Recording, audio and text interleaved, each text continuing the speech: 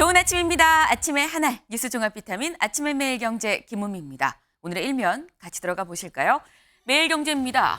1, 2급 그린벨트 풀어 건설 경기 띄운다 라는 얘기가 나왔습니다. 어디서 나온 얘기냐? 어제 경기도 용인에서 있었던 이 민생 토론회에서 나온 새해 경제정책 방향입니다. 새해 경제정책 이렇게 갈 겁니다 라고 얘기를 했는데 여기에 그린벨트를 풀어서 일단 건설 경기를 띄우는 방향이 들어가 있다라는 얘기인 거죠.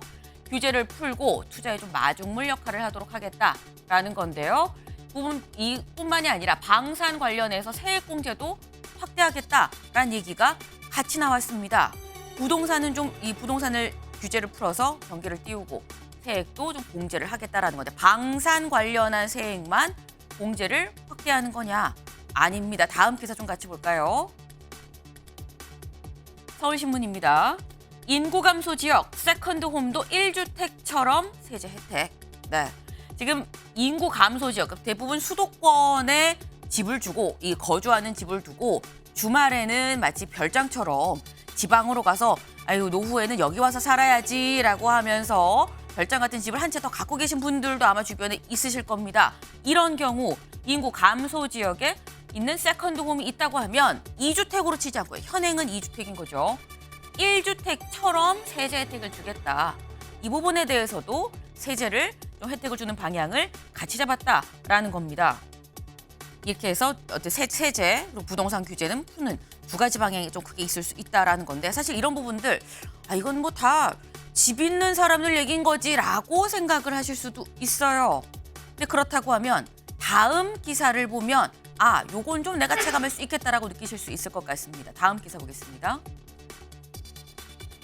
국민일보입니다. 물가 2%대 잡고 공공요금은 동결. 네. 올해 상반기 물가가 3%대가 나올 거다라는 전망이 있습니다. 관련해서 물가 잡기에 10조 8천억 원을 투입해서 3%대를 2%대로 좀 낮춰서 잡을 수 있도록 하고 공공요금은 동결을 하겠다. 공공요금 직접적으로 체감이 될 수 있는 부분인 거죠. 공공요금은 동결해서 2024년 경제정책 이렇게 가겠습니다라는 얘기가 청사진이 일단 나왔습니다. 뭐니 해도 먹고 사는 게 제일 중요하죠. 2024년 경제가 반등할 수 있을지 봐야 될 것 같습니다. 다음 기사 볼까요? 중앙일보입니다. 범인 당정만 캔다. 최악의 진영정치. 네. 이재명 대표가 백주 대낮에 제1야당 대표가 피습을 당했습니다. 관련해서 나오는 게 지금 어느 당이래. 그래서 당원이래 아니래. 뭐 때문인 거래. 이 얘기만 계속 나오고 있습니다. 당정만 캐고 있다. 최악의 진영 정치 아니겠느냐. 극우 태국기 전사 배우 확인해야 된다. 대통령 욕을 자주 했다고 하는데 이거 민주당원이네. 이재명 피습도 당리당략해서 표 계산만 하는 정치패의 집약판 아니냐라는 얘기가 나옵니다.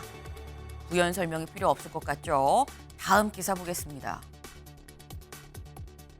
이런 얘기가 나오다 보니 여야 증오 언어 쓰면 총선 공천 페널티 추진. 네. 여야가 앞으로 계속 이렇게 증오가 섞인 이런 언어들을 쓴다고 하면 이거는 공천에도 직접적으로 영향을 줄 수 있도록 페널티를 주는 방향을 좀 추진하겠다라는 얘기가 나옵니다. 한동훈 증오 발언 제재 당연히 고려. 정성호 선출직 박탈 신사협정이 필요하다라고 여야에서 얘기가 나오고 있습니다. 실제로 이게 실현까지 좀 이어지는 게 좀 관건이겠죠. 일단 이런 데 있어서는 여야가 공통적으로 문제의식을 갖고 있다는 점만은 좀 분명해 보입니다. 이 얘기도 잠시 뒤에 저희가 대담으로 좀 짚어보겠습니다. 다음 기사 볼까요? 경향입니다. 쌍특검법 정부로 윤 대통령 오늘 거부권입니다.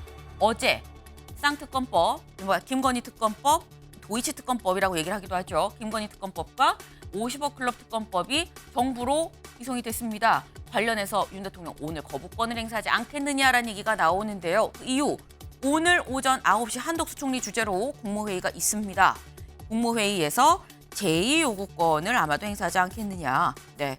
이 제2요구권을 의결을 하면은 이후에 윤 대통령이 이걸 재가를 하고 결국은 대통령의 거부권을 행사하는 상황이 되는 거죠. 거부권이라는 이 안건 자체는 없습니다. 하지만 제2요구권을 통과를 시킨다면 다시 의결해 주세요라고 하기 때문에 거부권을 행사하는 게 되는 상황입니다. 오늘이 아마 그날이 될 것 같다라는 얘기 거부권 행사하겠다라고 얘기는 이미 나왔기 때문에 중요한 건 거부권 행사한 이후에 어떻게 흘러가느냐가 좀 더 주목할 포인트가 아닌가 싶습니다. 다음 사진 기사 볼까요? 사진. 네. 어딘지 아시겠나요? 경복궁 담벼락입니다. 네. 굉장히 큰 이슈였었죠. 경복궁 담벼락에 누가 이런 낙서를 했나? 네. 상당히 논란이었었는데 이랬던 경복궁 담벼락이 여기 아래 좀 볼까요? 깨끗하게 변했습니다. 그런 일이 있었나 싶을 만큼 굉장히 말끔해진 지금 그런 모습인데요. 이랬던 담벼락이 이렇게 바뀔 때까지는 상당한 시간과 돈이 들었죠. 얼마가 들었나? 다음 기사 볼까요? 네. 경복궁 낙서 지우는데 1억. 범인 모두에게 청구할 것. 네. 문화재청 8일 동안 230여 명을 투입해서 낙서를 지웠습니다. 8일 동안 230여 명을 투입해서 지우는데 쓴 돈이 1억입니다. 이 1억 문화재청장 이거 범인들한테 다 청구할 겁니다. 라고 얘기를 했습니다. 근데 사실 이게 깨끗해 보이긴 합니다만 100% 이 복구가 된 건 아니고요. 아직 80%밖에 되지 않았습니다. 때문에 20%는 날이 좀 따뜻해지면 날씨가 추울 때 자꾸 이 복구 작업을 하면 오히려 더 담벼락이 훼손될 수 있다고 합니다. 그래서 날이 따뜻해지면 추가로 좀 복구를 하겠다. 더불어서 CCTV도 110대 이상 더 추가로 이 담벼락 등등 문화재 인근에 좀 설치를 하겠다라고 하는데 CCTV가 있든 없든 문화재에 낙서하지 않는 건 당연한 상식이고 기본이지 않나라는 생각을 좀 해봅니다. 네, 아침의 매일경제 뉴스 종합 비타민 언제나처럼 TV로 보시다가요. 궁금한 점 유튜브 댓글 남겨주시면 같이 좀 얘기를 해보겠습니다. 함께해 주실 분들 소개합니다. 안녕하세요. 안녕하세요. 네, 첫 번째 키워드 변명문입니다. 변명문이란 말 들어보신 적 있나요? 기사 같이 보겠습니다. 이재명 대표 습격 피의자 구속. 오늘 첫 번째 기사는 지역신문 부산일보의 일면으로 시작을 합니다. 이재명 대표를 습격한 피의자 어제 영장실질심사가 있었습니다. 근데 보시는 것처럼 구속, 영장이 발부가 됐습니다. 보면은 어제 영장실질심사가 20분 만에 끝났습니다. 거의 들어가서 저는 누구누구입니다. 네, 맞습니다. 아닙니다. 얘기하고 거의 뭐 바로 끝났다라고 봐도 무방한 20분 만에 영장실질심사가 끝나고 뒤이어서 2시간 만에 구속영장 발부가 결정이 됐습니다. 일사천리 속전속결로 쭉쭉 진행이 됐다라는 건데 다음 기사를 좀 같이 보겠습니다. 영장실질심사를 받으러 들어가는 피의자 김모 씨한테 기자들이 왜 그러신 겁니까? 라고 당연히 물어봤겠죠. 이재명 습격범 김 씨, 8쪽 변명문에 역사적 사명 갖고 한 일이다 라는 얘기가 실려 있었습니다. 들어갈 때 목소리 직접 들어보고 오시죠.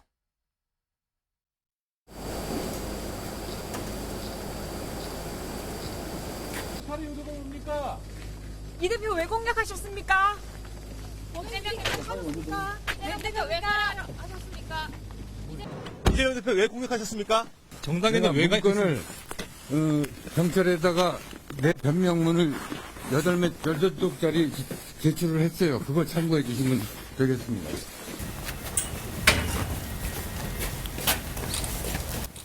선생님 법정에 뭐라고 설명하셨습니까? 제출한 진술서에는 어떤 내용이 있습니까? 뭐 하신 분 없으실까요? 공개 안 하는데 경찰 지금 심정이 언제부터 어떠신가요? 범행이겠습니까? 경찰에 진술한 거 그대로 했습니다. 뭐라고 하셨는지 좀 얘기해 주시면 안 될까요? 범행 공모한 사람 있습니까? 경찰에 네. 피해자 김 씨한테 기자들이 물었더니 그렇게 얘기했습니다. 내가 경찰에 8쪽짜리 변명문 썼으니까 그거 한번 보세요. 거기 다 있습니다. 라고 얘기를 했습니다. 그래서 뭐라고 적혀 있나 봤더니 대략 이렇게 적혀 있다고 합니다. 지난 정부 때 부동산 폭망, 대북 굴욕 외교 등 경제가 쑥대밭이 됐다. 윤 정부가 들어섰지만 이재명 대표가 당대표로 나오면서 거대 야당 민주당이 이 이재명 살리기에 올인하는 형국이다. 이대로는 총선서 누가 이기더라도 나라 경제는 파탄난다. 라는 내용과 함께 나는 역사적 사명을 갖고 이 범행을 했다라는 얘기가 같이 실려 있었다고 합니다. 참 의아한 부분이 김상일 위원님. 네. 너무 당당해서 당황스러울 정도예요. 왜 그러셨습니까? 변명문 있어요. 보세요. 이런 느낌인 거거든요. 어떻게 보셨어요? 저게 이제 자기 확신이 너무 강하니까 이제 저런 행태가 나오는 거거든요. 네. 근데 이제 문제는 뭐냐?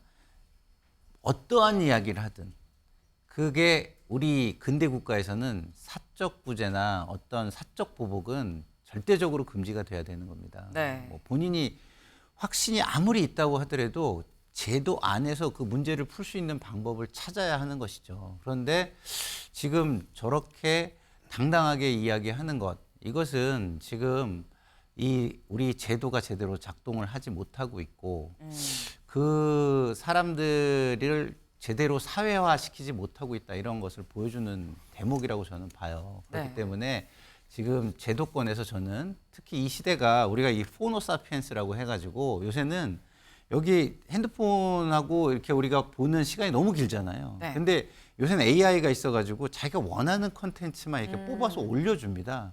그러면 자기가 보고 싶은 내용만 보는 시간이 점점점 길어지고 있어요. 그러면은 계속해서 우리 1차 사회화기관인 가정도 좀 무너져 있죠.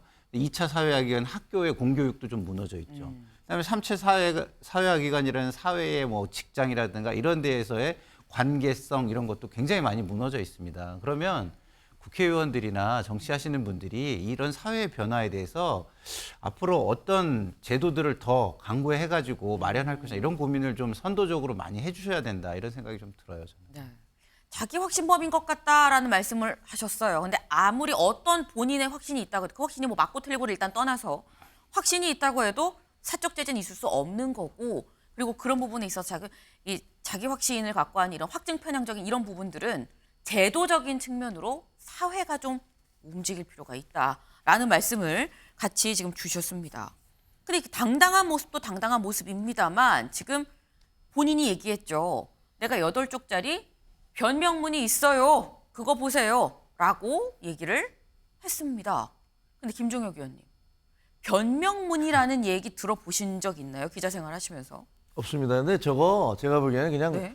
본인이 말을 하다가 그 말실수 비슷하게 한 것 같아요. 그러니까 저희가 하기에 반성문 보통 그렇게 얘기를 하죠. 뭐 이렇게 얘기하잖아요. 재판부에 내는 반성문. 호소문 뭐 이런 네네. 거 있어요. 근데 변명문이라는 단어는 없잖아요. 네. 근데 대개 보면 성명서, 변론서 이런 건 있지만 변명문은 없는데 네. 기자들이 막 물어보니까 저 사람 주장은 나는 내 스스로의 양심에 따라서 무슨 행동을 했고 거기에 대한 내 논리를 거기다 써서 제출을 했다라고 네. 얘기하는데 그 자꾸만 언론에서 변명문이라는 단어에만 자꾸 집중을 하는데 네. 그 별로 의미 없는 얘기고요.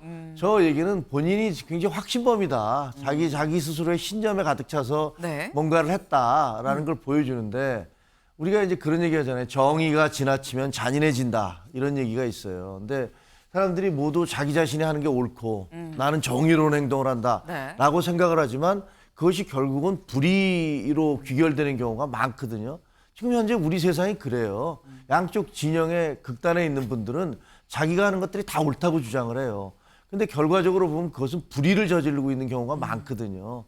근데 저분도 아마 어떤 이유로 저분이 저런 생각을 갖게 됐는지는 네. 잘 모르겠고 아마 그것은 우리 사회의 그 여야의 어떤 양극단 정치 네. 그것이 저분을 저렇게 영향을 미쳤을 거라고 생각을 하지만 본인의 스스로가 옳고 정의롭다라는 그 확신에 차 있는 확신범인 건 분명한 것 같아요.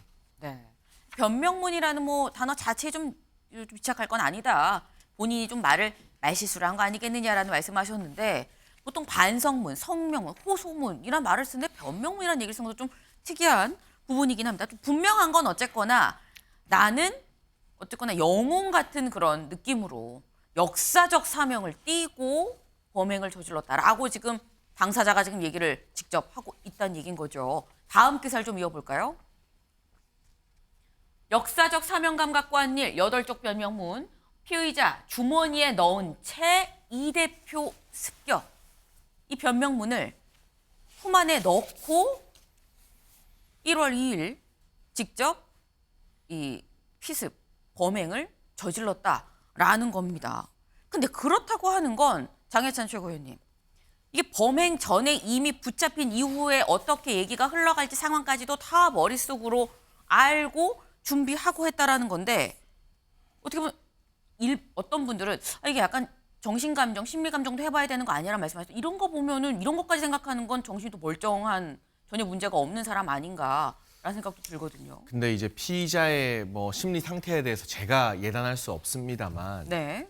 정상적인 좀 심리 상태로는 보이지 않아요. 또 압수수색 결과 보도되고 이런 거 보면 뭐 사무실 등에서 핸드폰이 많이 발견됐다 이런 보도도 보고 하면 이게 일반적인 심리 상태로 보이지 않고 네. 그러나 뭐 심리 상태가 불안정하다고 해도 이런 용납돼서는 안 될 테러 행위를 저지른 것에 대해서는 당연히 엄중한 처벌을 받아야 되는 거죠. 네. 소위 말하는 저 변명문이라는 것도 미리 갖고 있었다면 이게 계획범죄임을 증명하는 증거가 되는 것이기 때문에 이게 뭐 변명문을 썼고 본인의 주장을 한다고 해서 처벌이 감경되는 것이 아니라 오히려 계획범죄가 인정되어서 처벌이 가중되는 증거가 될 가능성이 저는 상당하다고 봅니다. 지금 뭐 국민의힘에서도 한동훈 비대위원장이 이재명 대표 피습 이후에 국민의힘 당원들을 향해서 제가 다친 것처럼 생각해달라라고 말한 것처럼 여야나 뭐 보수 진보의 정치 성향을 떠나서 이런 식의 물리적 테러 행위에 대해서는 모두가 선을 명확하게 긋고 있기 때문에 제가 한 가지 우려가 되는 것은 이 변명문 내용에 대해서 우리가 지나치게 관심을 기울이지 않았으면 좋겠어요. 보통 이런 범죄를 저지르는 사람들은 사회에 관심을 받고 싶어서 극단적인 행동을 하잖아요. 근데 이 사람의 메시지에 우리가 또 막 이렇다 저렇다 너무 지나치게 네. 관심을 부여해줘 버리면 이 원하는 바 얻는다. 범죄 소기의 목적을 좀 달성시켜주는 꼴이 될 수도 있기 때문에 그러네요. 누가 되었건 무슨 뭐 내용을 담건 무슨 생각을 하고 있건 간에 이런 식으로 본인의 생각을 드러내는 것에 대해서는 우리 사회가 범죄를 엄단하는 것 외에 일체의 관심도 주지 않는다라는 좀 스탠다드를 만들어가면 어떨까 하는 생각이 듭니다. 네. 범죄를 엄단하는 거 외엔 일체 관심을 주지 않는 어떤 그런 기준을 마련해야 된다라고 말씀하셨는데 김종혁 의원님. 저도 전적으로 동감을 네. 하는데요. 왜냐하면 과거에 이제 미국의 유너바머라는 그러니까 폭탄을 계속 배송을 해서 폭탄을 막 터지게 하는데 네네. 그러면서 거창하게 나는 인류 문명을 위해서 이 산업화 시대의 문제점들이 이런 게 있다라면서 뉴욕타임즈에 계속 기고를 했어요. 네. 그러니까 뉴욕타임즈에서 그걸 계속 대서특필을 했단 말이에요. 그러니까 그러다 보니까 유너바머가 누구야? 너무 유명한 사람이 돼버렸거든요. 나중에 붙잡히긴 했지만 어떻게 보면 자기 환상에 빠져 있는 사람의 어떤 헛소리를 언론이 계속 중계를 하다 보면 마치 그게 무슨 정당한 행위인 것처럼 그렇게 받아들여질 수가 있어요. 네. 그래서 그런 부분들은 장해찬 전 최고가 얘기한 대로 상당히 조심해야 되겠다 이런 생각이 들어요. 이상한 일부 소수의 행동은 그 자체로 그냥 넘기고 일단 그래서 그런 나쁜 잘못된 행동에 대해서 어떻게 엄벌을 하는지에 좀 더 포커싱이 돼야 된다라는 말씀을 주신 것을 좀 이해를 합니다. 관련해서 엄단 관련해서 좀 지켜보겠습니다. 다음 기사를 좀 볼까요? 이재명 습격범 6개월간 6차례 따라다녔다. 범행 동기 질문에 8쪽짜리 변명문 봐라. 네. 지금 보면 변명문을 품 안에 품고서 범행을 했다라는 거죠. 미리 다 준비를 하고. 그리고 보니까 저희가 12월 13일 작년 12월 13일에 이재명 대표 전세 사기 관련 간담회에도 거기도 등장했었네라는 소식은 전해드렸었는데 그때뿐이 아니고요. 무려 6개월간 반년 동안 6번이나 최소 6번이나 따라다녔었다라는 겁니다. 누가 봐도 계획범죄다. 그것도 철두철미하게 꼼꼼하게 계획을 했구나. 오랜 기간 준비를 했구나. 라는 생각이 드는데 근데 그렇다고 하면 조상호 변호사님. 예. 이게 누가 봐도 계획범이잖아요. 예. 혐의는 살인미수입니다. 네. 살인미수 혐의로 이 정도 계획을 했다 그러면 네. 어느 정도의 처벌을 받게 되는 겁니까? 원래 그냥 법정형은 사형 무기 또는 5년 이상의 징역으로 돼 있지만 구체적으로 이제 양형 기준이라는 걸 대법원에서 정해놓은 게 있습니다. 네. 그 대법원에서 정해놓은 양형 기준에 따르면 현재 이런 형태의 살인의 가해인은 비난 동기 살인이라 그래서 네. 그러니까 뭐냐면 특정 개인적 원한 관계에 있거나 이런 게 아니고 네. 어떤 정치적인 이유나 그 밖에 인명 경시적인 사고로 그 특정 세력을 갖다가 어떻게 보면 타격하기 위한 살인.